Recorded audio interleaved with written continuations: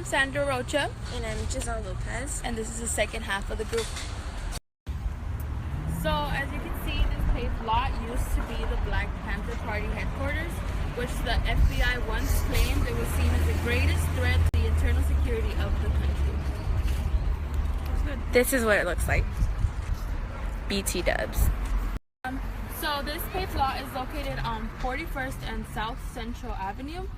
The founder of the Black Panther Party headquarters here in Los Angeles was Bunchy Carter, who was shot and killed by a rival group. On December 9th, 1969, there was a 4-hour shootout by what is now known as the SWAT team. The SWAT team was shooting against members of the Black Panther Party, which eventually led to its diminish, and it led to it being just a paved lot. Okay, one of our first concepts is ambiguity and security, and the reason why this is it is because they were seen as an internal threat to the security, and so at the end of the day, the Black Panthers only advocated for their own personal safety, and they did trainings for African Americans, and they held stuff like community breakfast for those who couldn't afford meals, so they weren't in any reason, way, or form a threat to the society. Okay, so another concept that we can relate to this is genocide/colonialism, which is basically when indigenous people are swiped out from their land. And in this case, we can relate it to genocide and colonialism because the police were the ones who wiped out the Black Panther Party, and it is no longer existing, as you can see. So this is a form of genocide or colonialism. And our third concept for this is deviancy, and how it is that they were perceived as criminals based off of their skin color. Regardless, they were not once interpreted for their actual intentions, and they were literally shot at and killed for this reason.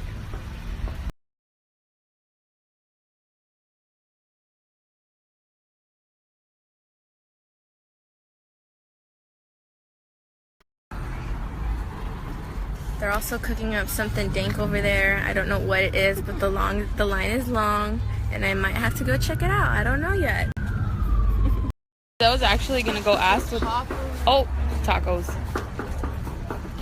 So we don't know if this is actually the lot because there's another one over there, and technically the other one is still 41st Street. So I'm gonna get my tacos, and then we're gonna go and check it out. Woo! 30 minutes later. Is maybe a coward, but it's a genuine question. I'm not sure. What do you guys call your, like? Alright. Shout out 41st and Central. Yep, we're giving them a shout out. So come down here. Come down here. Yep. They're dank. So this is the other lot. And this is also a possible Black Panther Party headquarters.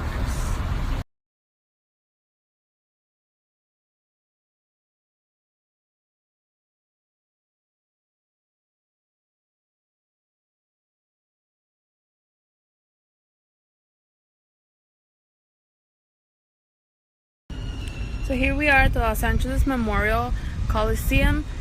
It is gated. I don't think we can go all the way inside. But the history behind this, it was first opened in 1923. It was originally for sporting events. So, yeah. After the Watts riots of 1965, there was a concert at around 1973 called the Watts Text Concert, which was originally meant to unite and celebrate African American people, their music, and their culture.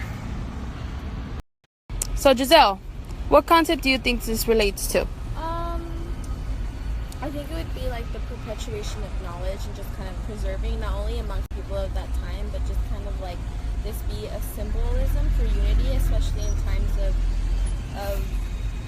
just discrimination and when things are at the worst. And yeah, just kind of like the preservation of history and knowing that there's somebody taking a picture. That that this happened and that we shouldn't go unnoticed. And there's an African American museum, so I'm not sure if there's some type of connection or if they even know that this happened here.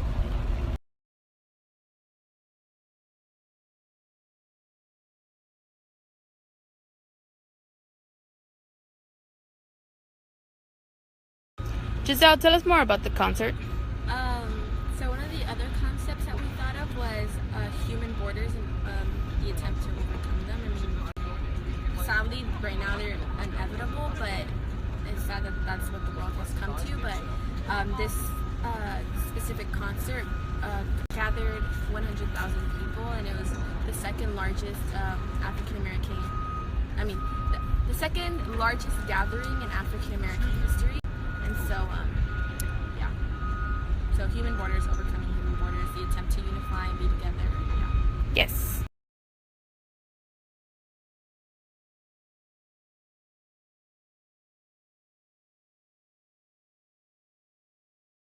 So Giselle, how is ethnic studies and history situated in spaces and places? I think ethnic studies is just a continuation, like it's not technically situated. I think that it's always reoccurring and happening, especially today, and it's just situated by the people.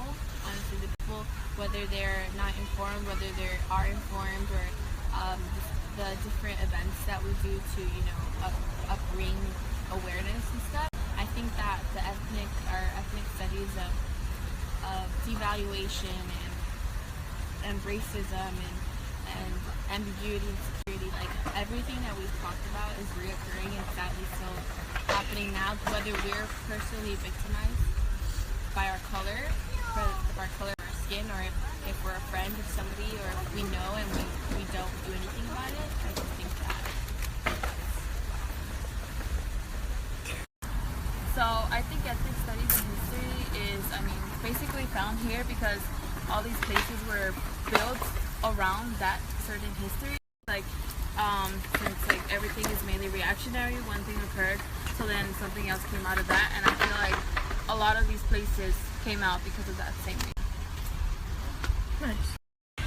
Okay, so my favorite part of the trip was actually going and seeing these things in person and realizing that they're ordinary things and that we drive by them or pass by them all the time. And you live in LA, so I don't know, it's my first time driving to LA by myself, so. Well, basically my favorite part was also what Giselle mentioned, is that I've actually passed by all of these places so many times, and I had no idea, the Black Panther Party headquarters, I've passed through there at least 100 times, and I never knew the history. It's 10 minutes from your house. Yeah, so it's honestly really cool to see, and explore what the history behind it is. Yeah. And that concludes the end of this tour. Thanks for tuning in. We're Allies.